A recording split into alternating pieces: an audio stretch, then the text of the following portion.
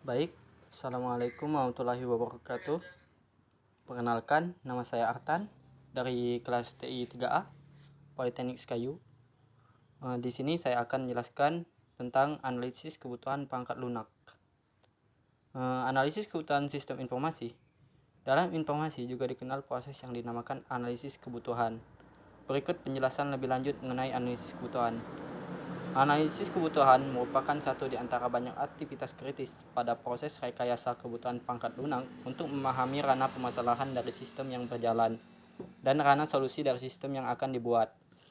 Analisis kebutuhan merupakan bagian dari proses kebutuhan perangkat lunak yang berperan menjembatani jurang yang sering terjadi antara level rekayasa kebutuhan dan perancangan perangkat lunak. Analisis kebutuhan bertujuan menyempurnakan kebutuhan-kebutuhan yang ada untuk memastikan pemangku kepentingan memahaminya dan menemukan kesalahan-kesalahan atau kelalaian dan kekurangan lainnya jika ada. Tujuan dari analisis kebutuhan perangkat lunak adalah mengolah hasil elisitasi kebutuhan untuk menghasilkan dokumen spesifikasi kebutuhan yang isi keseluruhannya sesuai dengan apa yang diinginkan. Mengembangkan persyaratan kualitas yang memadai dan rinci, di mana para manajer dapat membuat perkiraan proyek yang realistis dan staf teknis dapat melanjutkan dengan perancangan, implementasi, dan pengujian.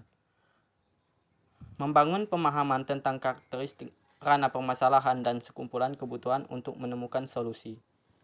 Prinsip-prinsip analisis. Sebuah metode analisis dihubungkan oleh serangkaian prinsip operasional berikut. 1. Ranah informasi dari suatu masalah harus dipresentasikan dan dipahami. 2. Fungsi-fungsi yang akan dilakukan oleh perangkat lunak harus didefinisikan. 3. Tingkah laku perangkat lunak harus terwakilkan. 4. Model-model yang mempresentasikan informasi, fungsi, dan tingkah laku sistem harus dipecah-pecah ke dalam tingkat yang lebih rinci dalam bentuk lapisan.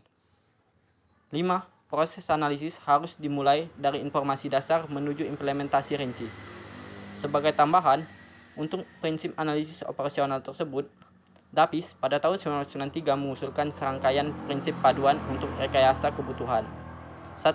Memahami masalah sebelum Anda mulai menciptakan model analisis. 2. Mengembangkan prototipe yang memungkinkan seseorang pemakai memahami bagaimana interaksi manusia dengan mesin terjadi. 3. Mencatat asal dan alasan untuk setiap kebutuhan. 4. Menggunakan pandangan kebutuhan berjenjang. 5. Memprioritaskan kebutuhan. Dan 6. Berusaha mengurangi kerancuan. Baik, sekian dari saya. Lebih dan kurang saya mohon maaf. Kepada Allah saya mohon ampun. Billahi taufik wal hidayah. Wassalamualaikum warahmatullahi wabarakatuh.